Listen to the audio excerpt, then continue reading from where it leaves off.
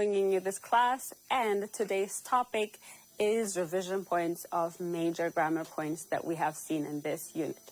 But before we talk about that, let us do a quick recap of the earlier lesson. If you remember last time, we talked about exclamation point. So exclamation point or exclamation mark is a punctuation mark that we use to talk about strong emotions. So the first way of using it is to talk about strong emotion.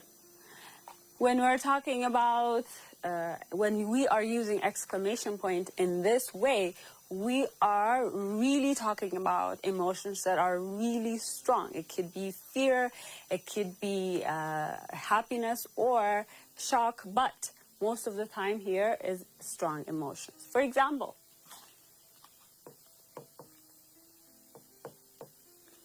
help! Exclamation point. There is a fire. Exclamation point again. So help, there is a fire. So we are saying what? In this case, we are expressing a very strong emotion that is what? Fear in this case. So if people see a fire or an accident, they tend to become afraid of that situation. So we used exclamation point to talk about strong emotion. The second way of using exclamation point is to talk about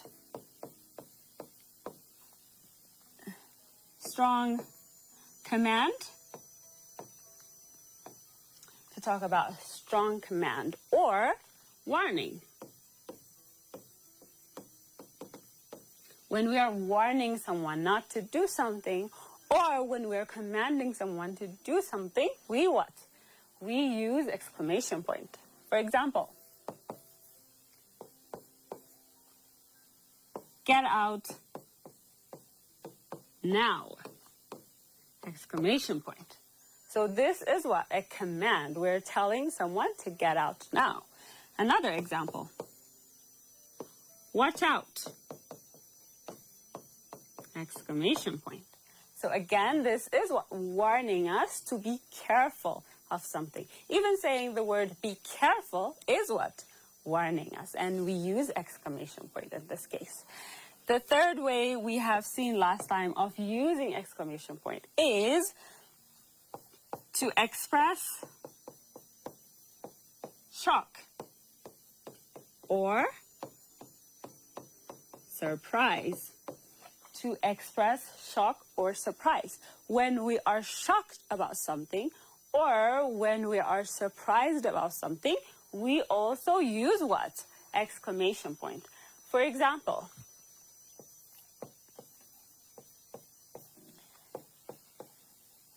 they are here already. So, let's say you have prepared a dinner party for your friends or acquaintances, and you are expecting them to come maybe an hour later, but they are here at the moment.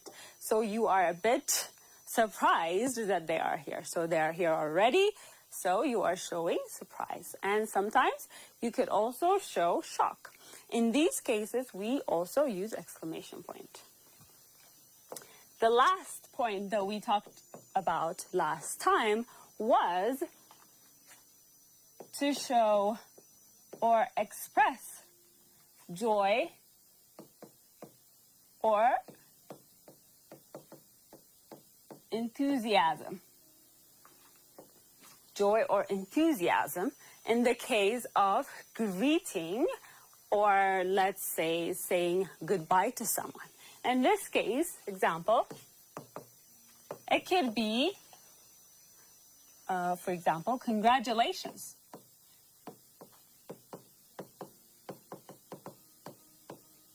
Exclamation point. We say congratulations when we are what? talking or when we feel happy or enthusiastic about what you have achieved. It could be you have, let's say, won a competition in your school and someone would come up to you and say, congratulations, because they are happy and enthusiastic of your achievement. Another, for example, you can say happy birthday. Happy birthday. This is also showing what? Joy or enthusiasm for people, or expressing joy or enthusiasm. Another could also be good luck. This is what? Exclamation point. So this is what your teachers usually use when you are in exam rooms, when you see your exams, or in the boards. Teachers usually write this to tell you or to wish you good achievements or good grades. So when we want to express joy or enthusiasm, we use what? Exclamation point. So these were the 4 points that we talked about last time. Okay, now let us go to today's lesson. Today's lesson, we are revising major grammar points that we have seen so far in this unit. The first one,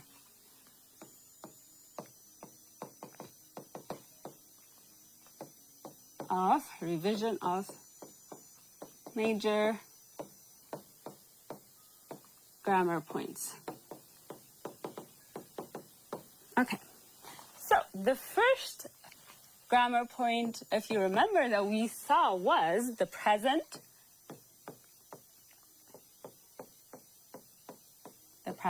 simple tense. We saw the present simple tense in our earlier lesson, and this was the first grammar point that we saw. If you remember, what did we talk about the present simple tense? We talked, or we said, that the present simple tense is one of the 4 verb forms of the present tense. We said there is the simple present tense, there's also the present continuous tense, and the present perfect, and finally the present perfect tense. In the present perfect continuous tense in the present tense. So we have 4 forms. So out of the 4, we have seen what? The present simple. The present simple, as its name, is what? A most simpler form of the tense, the verb form in the present tense. We use it to talk about, if you remember last time, we talked about by saying we use it to talk about situations or to show or express situations that usually happens routinely or habitually. So things that we do repeatedly is what? Expressed by the simple present tense. And things that are what? General truth or facts. So things that happen often. So we use the present tense to show things that happen often, or we talk about it to show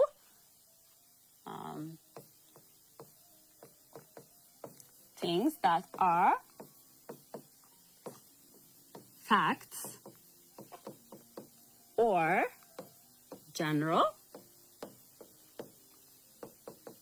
truths.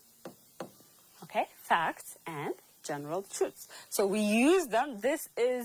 We also saw other things, but these are the major things. These 2 are the major points that you must always remember when you are trying to do exercises on the present simple tense, or when you are trying to have a conversation using the present simple tense, okay?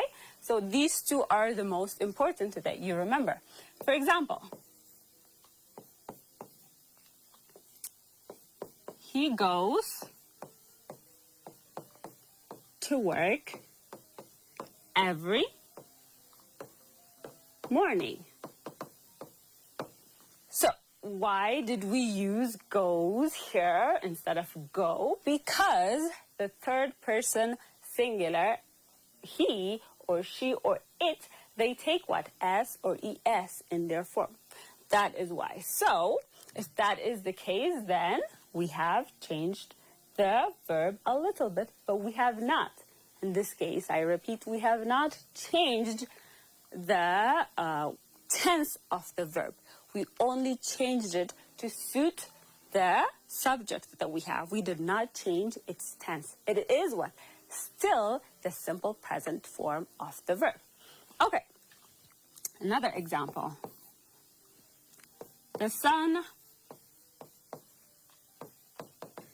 rises in the east. So if you see here, what happens? This is what? This is a natural occurring. This is a what? Scientifically proven fact, or this is also a general truth. This is something you cannot change.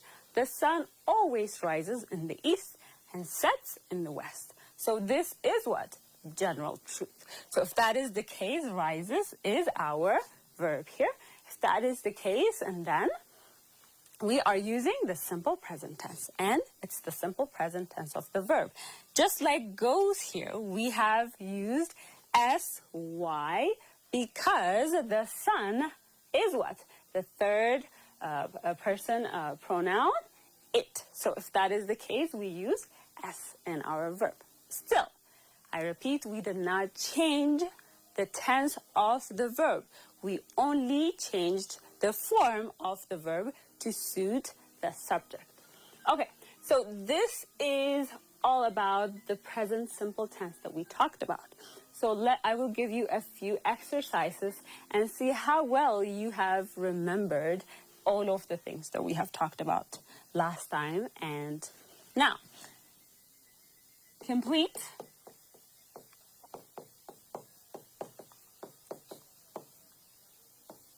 the following sentences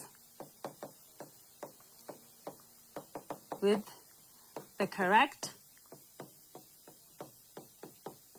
form of the simple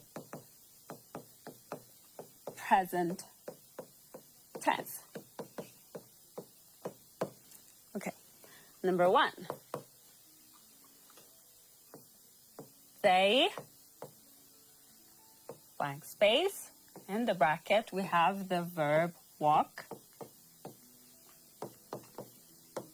to school every morning.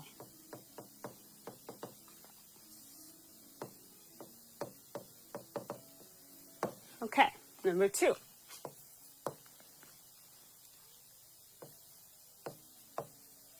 She, blank space,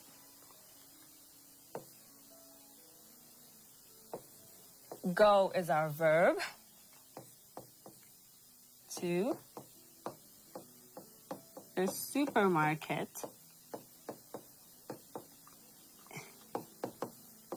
in the weekends.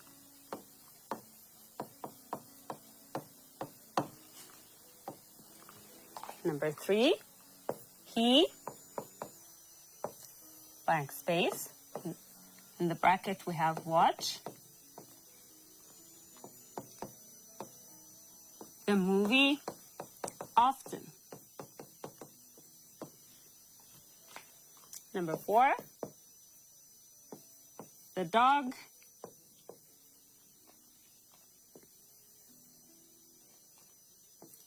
blank space play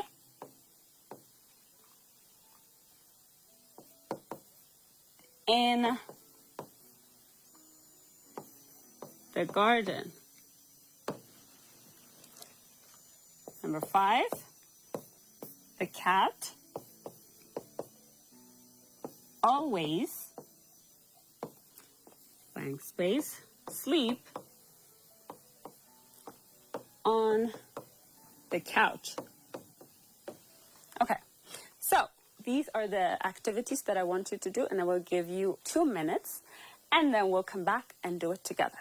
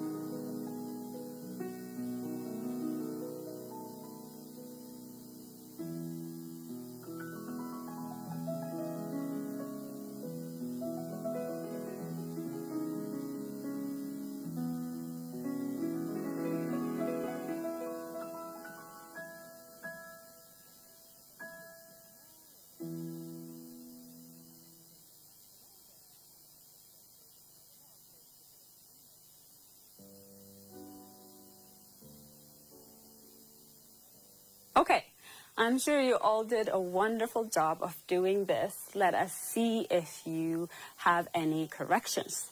I'm sure all of you will be correct because we did this before and we are revising it again. Okay, the first one, they. They is plural, so do we say walks or walk? This is what they walk to school every morning. So this is an activity that they do often, almost every day. Number 2, she goes to the supermarket in the weekends. So this is something that happens not every day, but often, repeatedly. Number 3, he. So this is what? Watch the movie often. Why? Because this is something that you may love to do. For example, he may love to do. You may like watching movies repeatedly or even reading a book repeatedly. So if that is the case, he watches or reads. Number 4, the dog plays. The dog plays in the garden. The dog is what? The third person pronoun. If that is the case, our verb takes S form. Again, the cat always, so this is what? A common time expression. So the cat always, what? Sleeps on the couch, on the sofa. So this is something the cats love to do or loves to do. So if that is the case, we say sleeps. So if you see here, unlike the other form of verb form tenses, the simple present tense is what? The most easiest form of a tense. You only add S or ES, or sometimes you only put the verb as it is, the base verb as it is, without changing it. So this is the most easiest form of any kind of tense. So this is how you do the simple present tense. And I'm sure you have been practicing in your classes.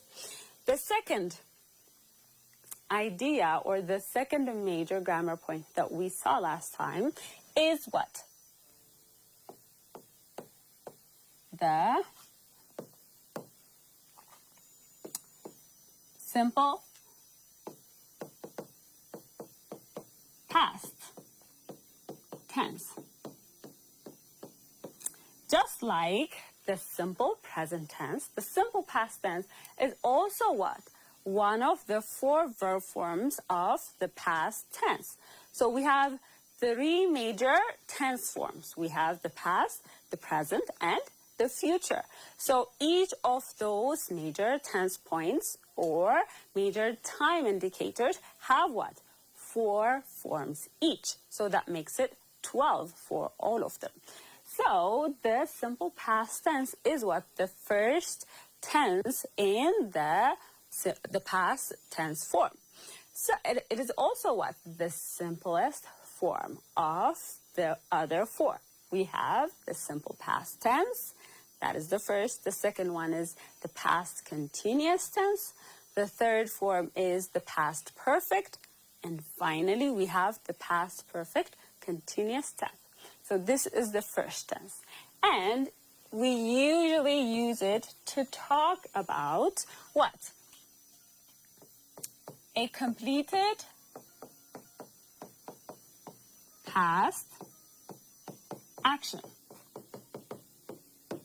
So an action that is what? Completed and finished. So we talk about that when we use the simple present. Or an action that repeated in the past, but not right now. So this action used to repeat before, but not at the present moment. For example,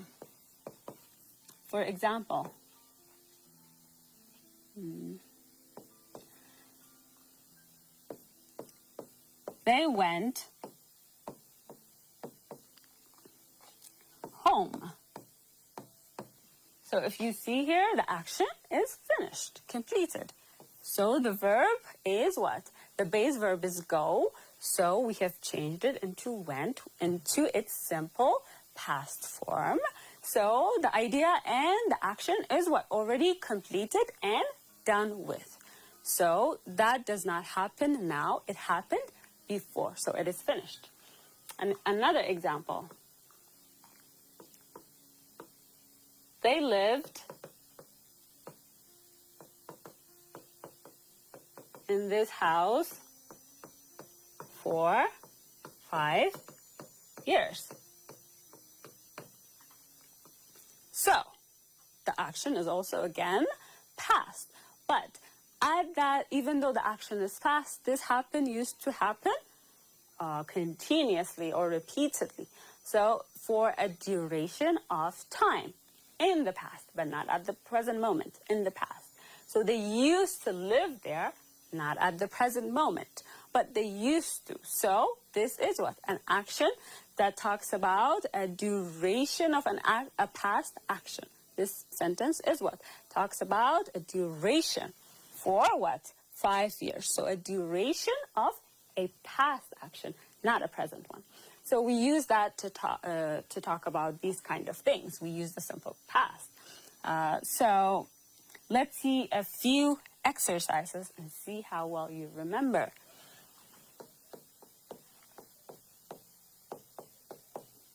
Complete the following sentences with the simple past tense.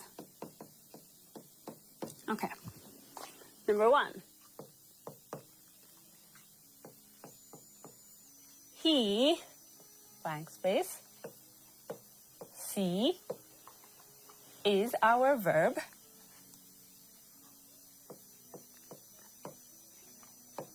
The movie. Number 2, they, blank space, not eat their breakfast. Number 3, she, blank space, complete her project.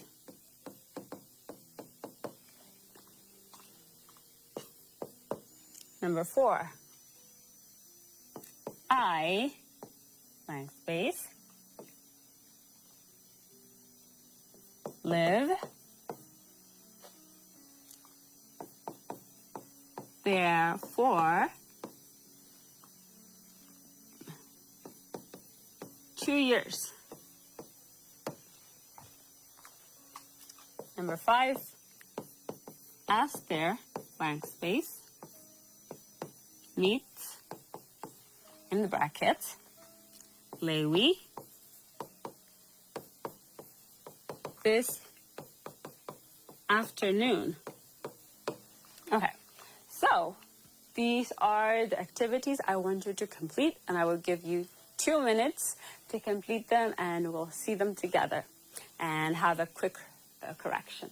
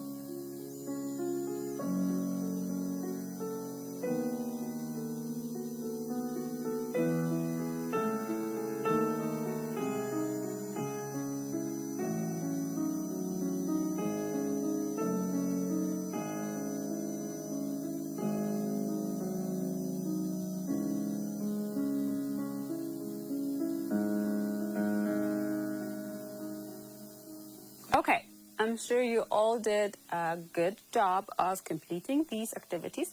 Let us see them together. So he, see is our what? Verb. He see the movie. So in this case, we have to change the form of the verb into what? Its simple past form. So he what? Saw the movie. So we have changed the verb into its simple past form. Number 2, they. Here we have a negative form. So they did not eat their breakfast. They did not eat their breakfast. So instead of changing the main verb into a past form, we change what? In this case, the verb to do here in its past form. Okay, number 3, she completed. She completed her project. So we have changed the verb into what? Simple past form. Number 4, I lived. I lived there for what? 2 years. So for a duration of a past action. Number 5, Esther met. Esther met Lewi this afternoon. So these are all the things that you should remember and you should change when you are what? Using the simple past tense. And the other major grammar point that we talked about, number 3, that we're going to talk about is infinitives. we use infinitive to what? Express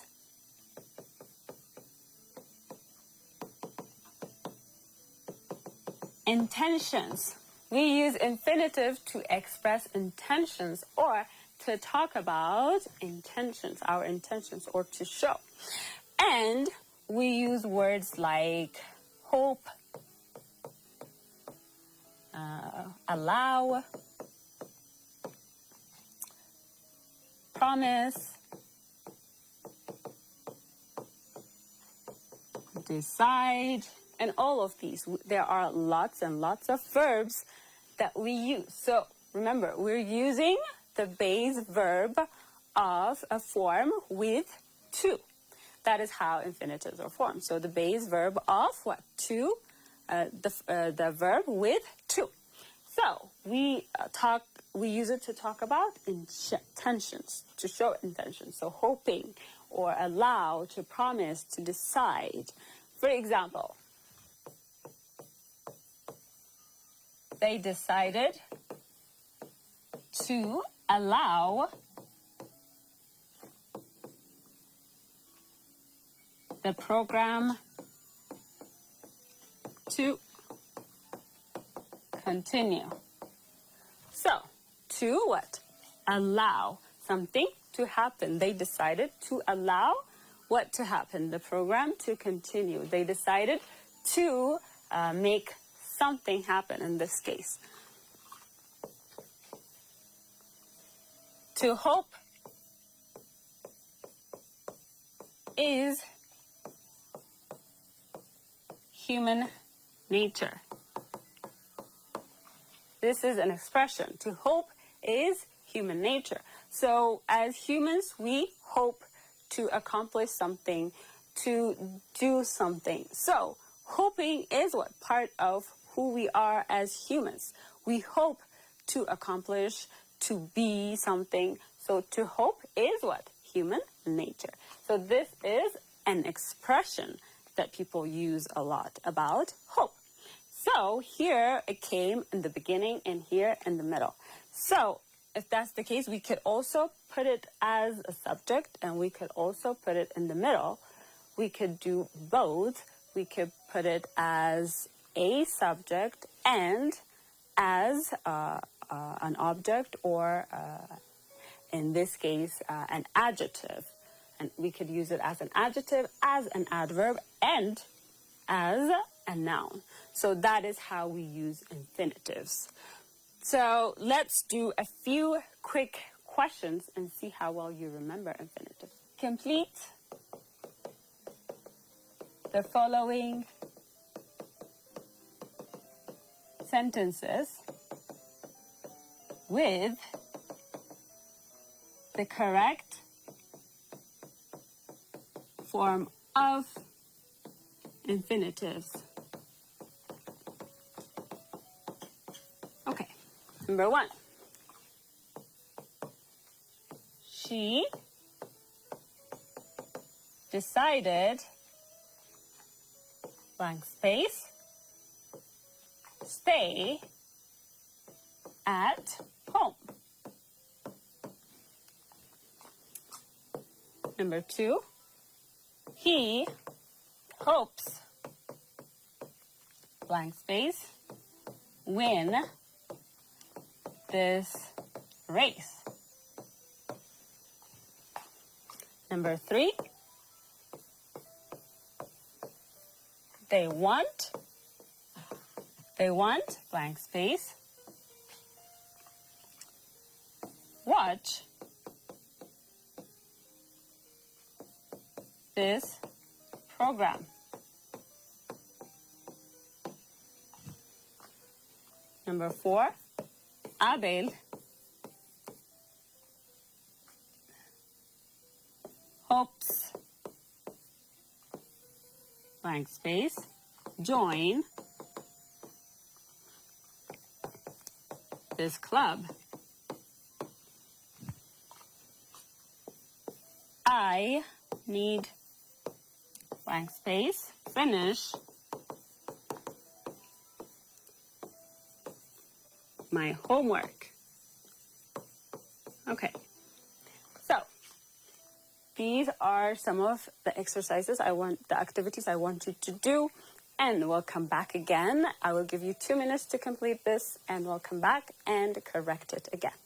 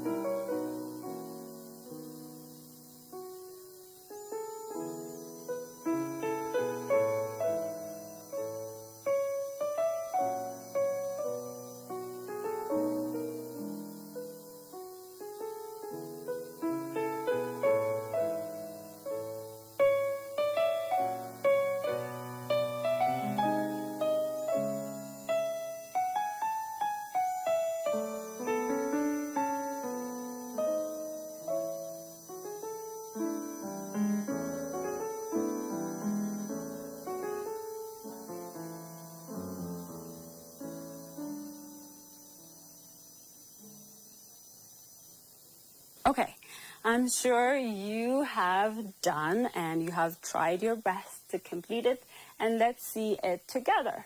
So the best thing about doing infinitives is you don't have to change anything.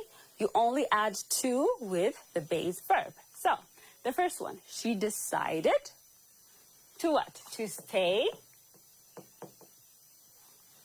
at home. So you don't change anything. The base verb is as it is.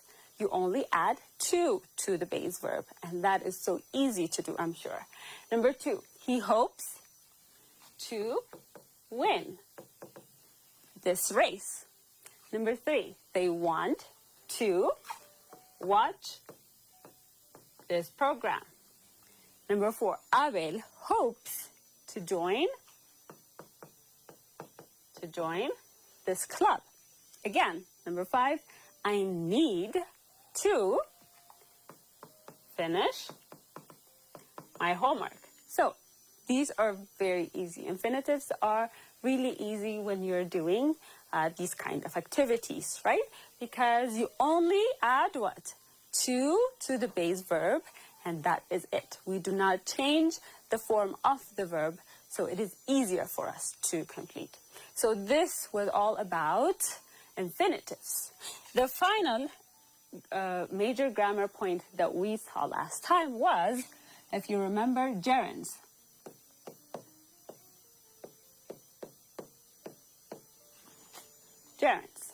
Gerunds and infinitives are almost similar to some points because they have a kind of similar way of usage. So gerunds are verbs. They are not verbs, but we take a verb-based verb form just like infinitive. With infinitive, we take the base verb form and we add to it. But with gerunds, we take the base verb form and we add what? The ing to it. But you have to separate the usage of a gerund with what? A normal verb. For example,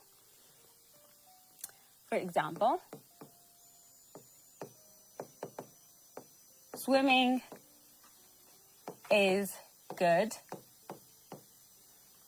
exercise.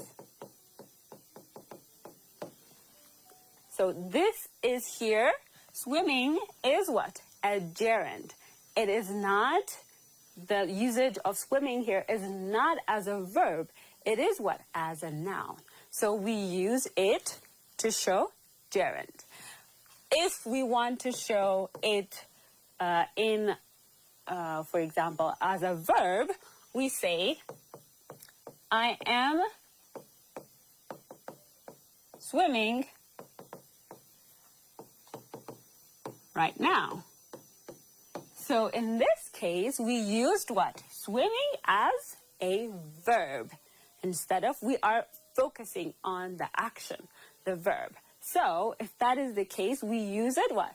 This is the present continuous form. So we have used this word as a verb instead of as a noun. But in the first case, we used it as a noun. And that is how we use gerund.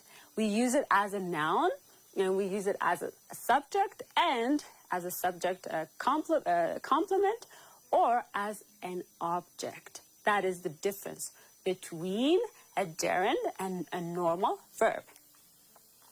So sometimes the words that we use for gerunds and infinitives, they overlap. But most of the times they overlap, but sometimes they don't. So we also use words like swim, see, talk, run, and the like, okay? And we have so many verbs, so we use them.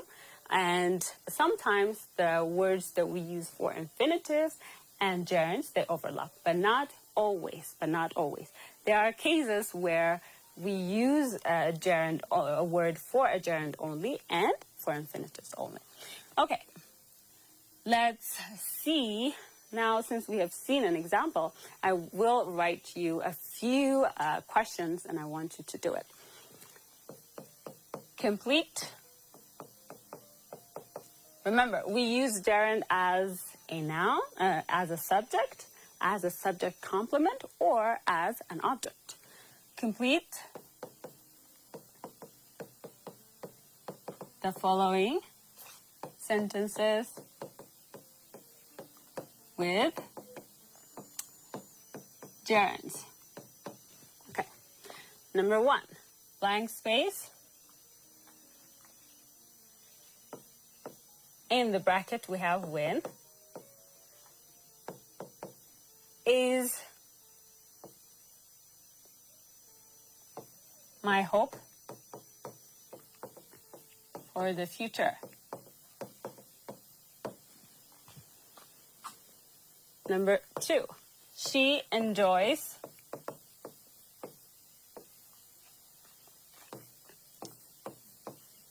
read the story. Number 3,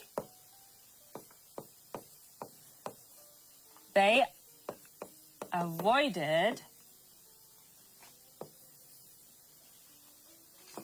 run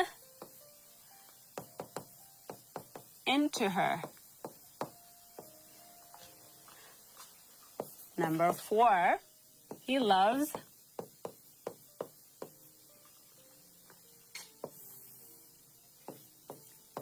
swim in the pool. So these are the activities I want you to complete, and I will give you 1 or 2 minutes to complete this, and we'll come back and do it together.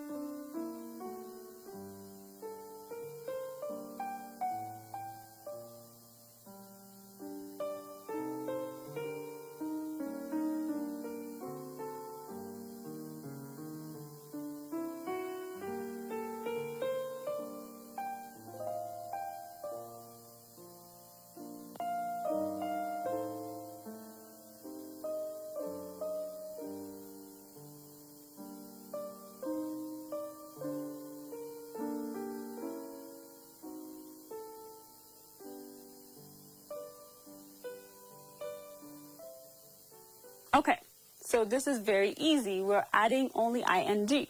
So number 1, win becomes what?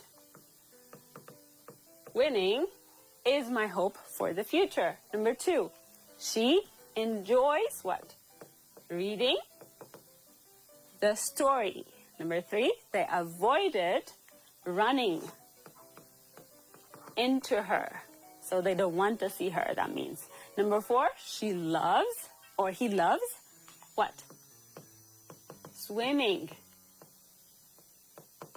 Swimming in the pool. This is something that this person loves to do. So these are all about gerunds, about infinitives, simple present tense, and the simple past tense that we have been talking about along this semester. I hope you all have gotten a lot of things that you are also using these in your everyday school and life. Because remember, practice makes perfect. Thank you all for tuning in, and I hope to see you another time. Have a good time.